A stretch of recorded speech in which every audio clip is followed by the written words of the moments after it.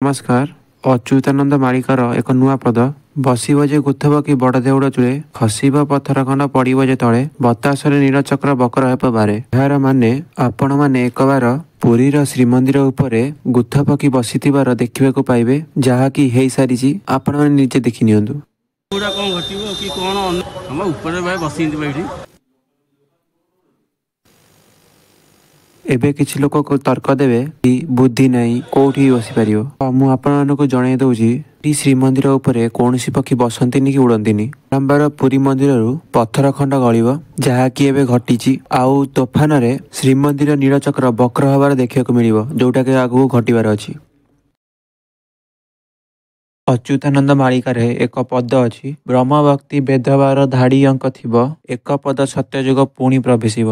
ब्रह्म कहले एक 9 प्रकार भक्ति, 4 प्रकार वेद, ऋग साम यजुर अथर्व, 12-7 प्रकार सोम मंगल बुध गुरु शुक्र शनि रवि।